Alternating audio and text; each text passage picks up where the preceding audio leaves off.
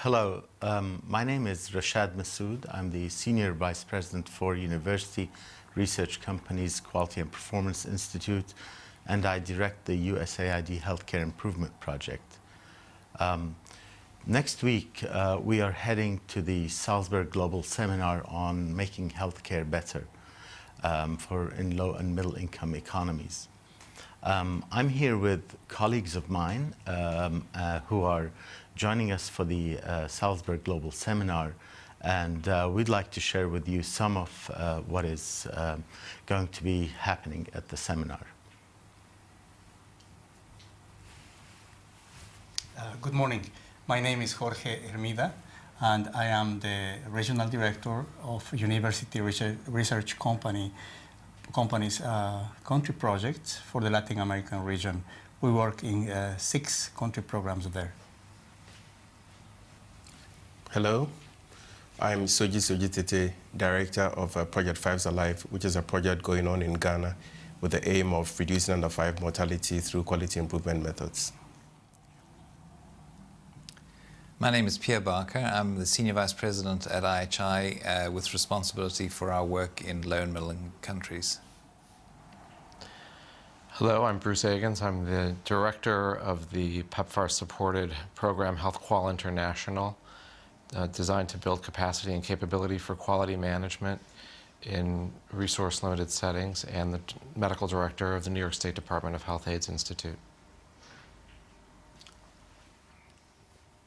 As you know, this is a real opportunity for us to get together for a week with some of the leaders in healthcare improvement from around the world. We have 32 countries joining us with some of the leading organizations in improving healthcare. One of the things that we started discussing as we put this together were what are the issues that we are facing in the global healthcare improvement effort. And I think if we can talk about some of those, that would be a good start for this conversation. So what do you think are some of the key issues that we are facing in this work? Well, I think first off, we're working in parts of the world where there's very high burden of disease. And I think one of the great opportunities that the quality improvement movement has now is to tackle those key issues. We've been focusing a lot on infectious diseases, the AIDS epidemic, TB and malaria.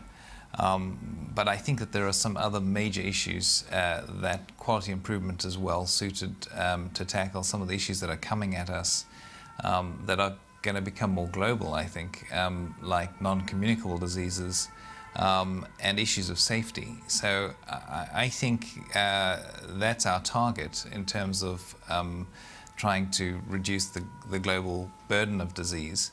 And the key question really is, can we turn some of the successes that we've had in quality improvement and tackling maternal child health and HIV now to consolidate that work and start tackling some of these other huge issues that are going to have to be dealt with in the coming years. I think we're at a unique moment as well to take advantage of this opportunity in that there is great attention to public health issues, a basic understanding of quality improvement and an acceptance of it, and also an unusual availability of data now in which to analyze what current issues are as we think about what the priorities are for improvement.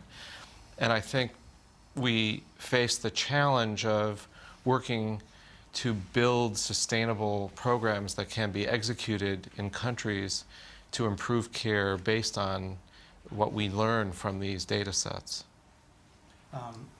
Rashad, I think that I agree with Pierre and Bruce, but in addition to that, I think that the QI movement in the world is not so young now. I think that the age of demonstrating the effectiveness of QI at small scale has been accomplished. And now I think the challenge ahead is to move towards national scale programs to demonstrate how these successes at small scale can also be large successes at national scale, at a larger scale, and to integrate that large scale improvement movement into the national healthcare systems to end the to progressively end QI as something that comes from the outside, from external assistance, and blend it into the actual country health systems with their own resources to make it sustainable.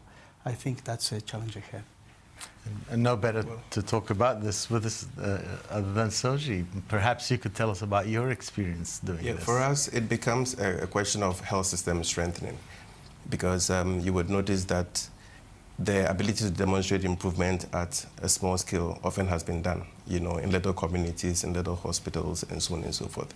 But the interesting question that confronts us is, at what level does resource limitation become an issue? And then beyond the little improvements that have been demonstrated, are we able to build enough capacity at the national level so that the programs and the improvements that we see are well integrated into the health system structure? If you're working in an environment where you have a doctor to population ratio of 1:80,000, beyond which level do you say that you will need enough mass to be able to see the kind of improvements that you want? So it's time for us, as we think, that to move beyond just application of the methods at the lower levels to be able to build national capacity to be able to deliver improvement. Otherwise, we'll be seriously limited. I agree. I think for me, one of the biggest issues that we're probably facing today is how can we get the systems in which we're working with, we're helping to be able to do this independent of the assistance they're receiving, and to be able to carry this into the future on their own. And I think if I were to wish for something, it would be how can we really understand this capacity building that you are talking about, Sodzi. That's a really important part.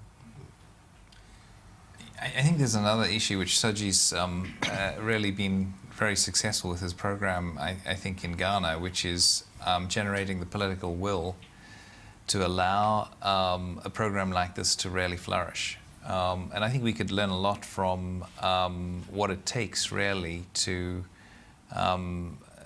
get the government on side, or to get the designers of the health system on side, to allow a quality improvement movement in a country to really take off. And I think we'll have this unique moment at Salzburg where we'll have representatives from the ministries of health, some of whom are very senior and others who are managers, together with improvement experts to explore these very issues. Sometimes it's a balance between flexibility in design and redesign, where does a project come in with a very fixed mentality that this is an intervention, this is what we are doing, it cannot be touched, to interfacing with the policymakers and saying that you know your system better, how can we have the potential and opportunity to redesign our intervention to suit you as much as it suits us? And when that conversation takes place, it's often a win-win for everybody. Yeah, I would agree very much with Bruce that this meeting in Salzburg is going to be a great opportunity, I think, to strengthen a global network of actors who are working in quality improvement in the world. I think that's very much needed. I think that the QI field has flourished a lot, and it's ripe now to strengthen a network of actors globally. And I've heard both you, Rashad, and Pierre talk about the need for a movement as we roll out improvement work in partnership with ministries. And I think that, as Jorge has also just said, this is really a great time for that to happen. You know, the whole notion of movement, I think, is a great one. Where is this movement heading? I mean, I'm really interested to see how we think about this, because we know it's not a matter of implementing individual projects. It's not a matter of doing activities. It really is a movement. It's a new way of doing work with a new mindset. Where would you like to see this movement go? I think that there are many actors, there are many sort of streams of people who need to be involved. And it's not just the ministries, who I think are really important, but they are just one part of a complex set of people who make up, or leaders who make up, the global health movement. And so I think one of our challenges is, one of the things we've not been really good at is evaluating our work, really convincing the academic community that this is a serious endeavor, a serious science that can hold its place with other scientific endeavors. I think that the senior thought leaders, WHO, major funders, are starting to show a lot of interest in the quality improvement movement, and will need to become part of this movement to provide leadership.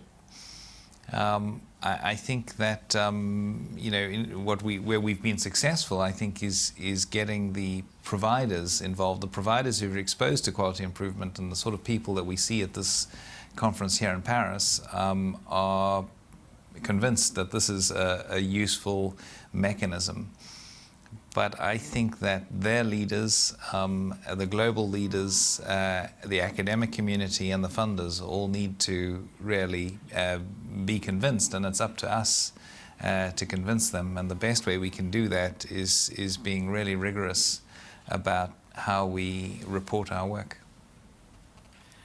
And there'll be a session focusing on that at Salzburg, right, which I think is really critical. And I'd like to add also that based on our experiences, we've seen as different countries implement their quality management and quality improvement work, that they do things that are much more innovative than we do at home. And so we learn from them just as much as they're learning from us.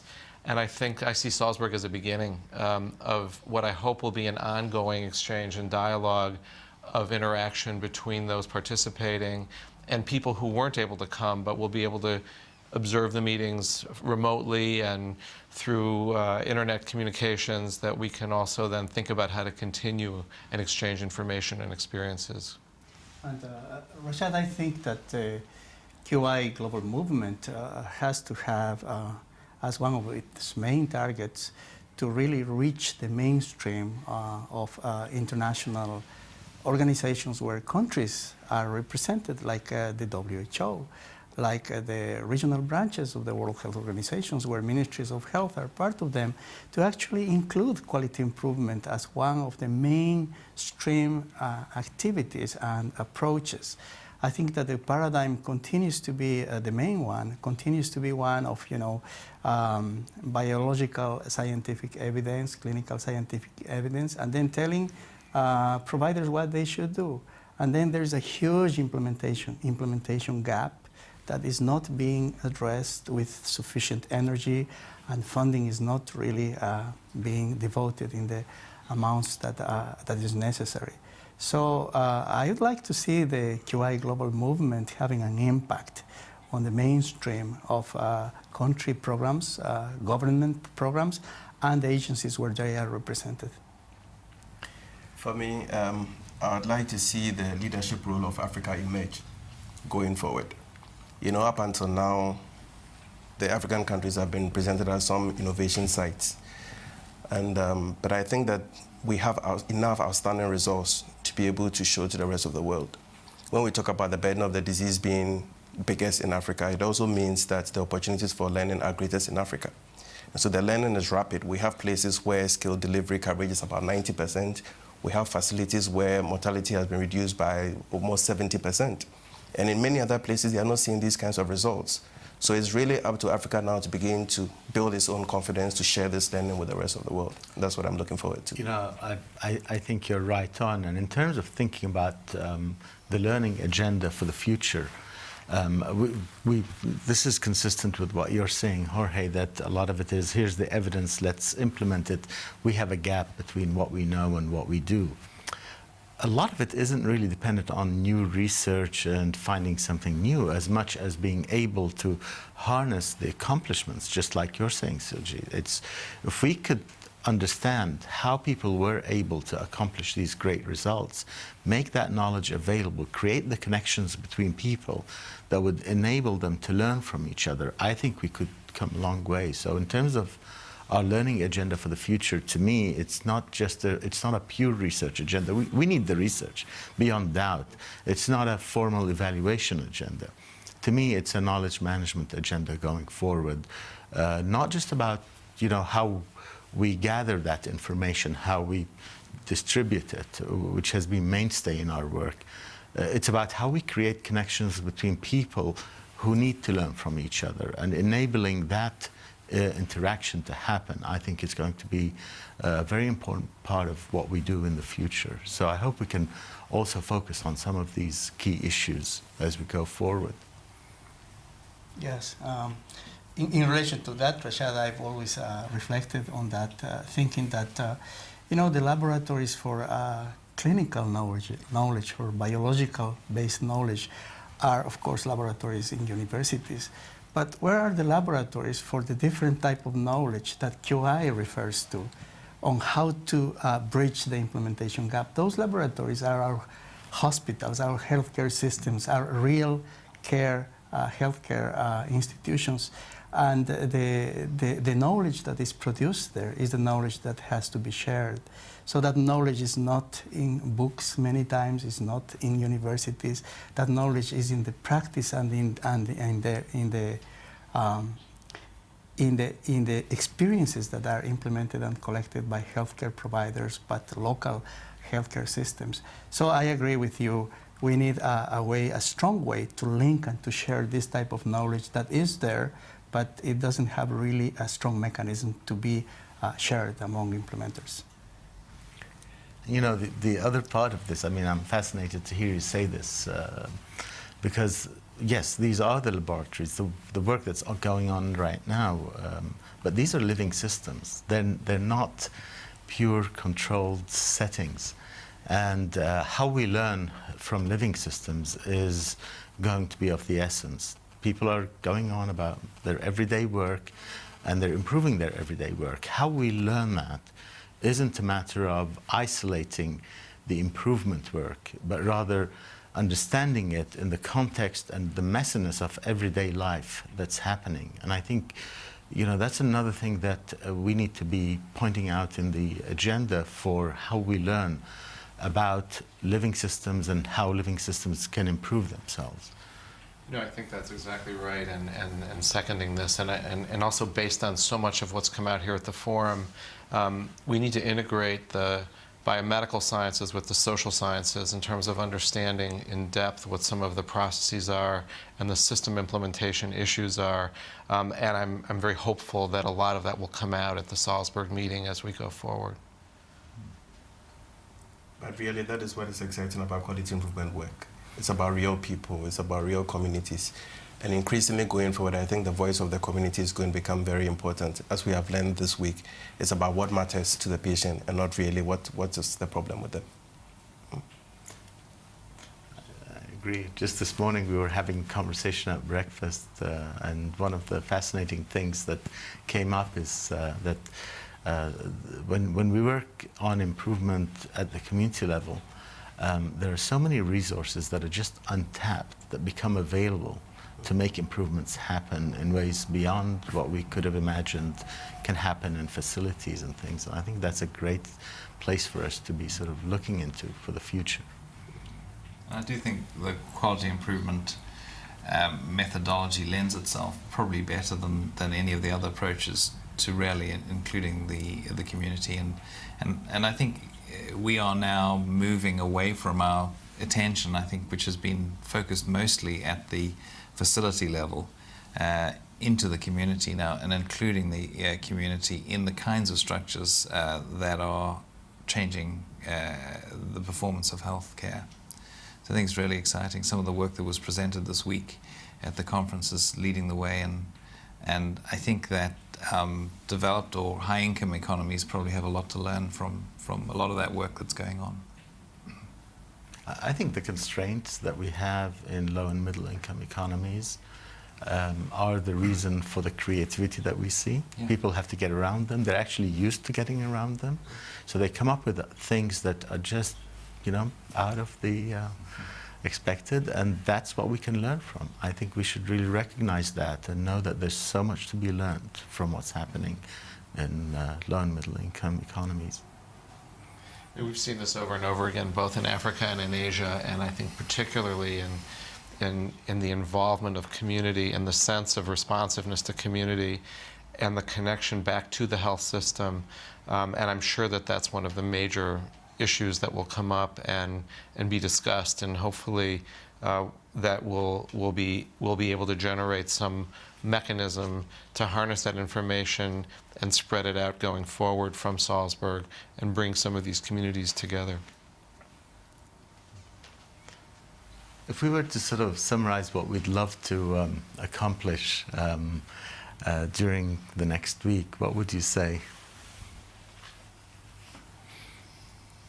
Oh, well, Rashad, I would particularly be very happy if next week has as one of its results a strengthened network of actors, of institutional actors, of groups, of agencies that are going to be present in Salzburg.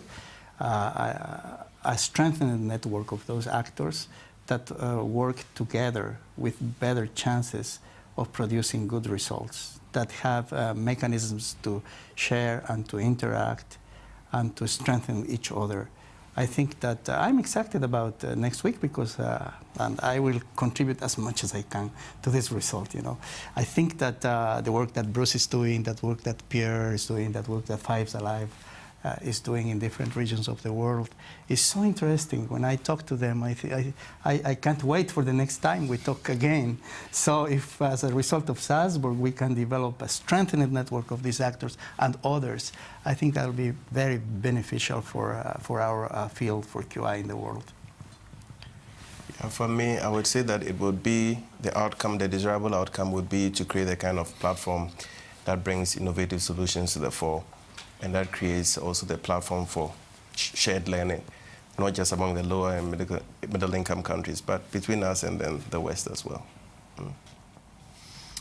For me, what I'm really looking forward to is the range of people who will be coming. And what I'm hoping is that we will be challenged to really think about the things that we haven't really thought about before, because the five of us are very deeply involved every day in our projects, and we've got a world view which I think could benefit from the different people who are coming to really challenge us about what's the best way to take this movement into the future. I'm confident that there will be a fantastic exchange of information, and I think we're good at synthesis. I think we're good at synthesis of information, and we'll be able to put that together, and I think there'll be great exchange. But what I'm hoping is that Salzburg will really be a beginning. I think that all too often we find ourselves compiling and synthesizing and putting things together. But I hope that we're able to create a structure and a platform to keep this exchange going so that we can accelerate the learning and the implementation work even further as we collaborate and continue to collaborate with, in addition to all the people that will be there with us.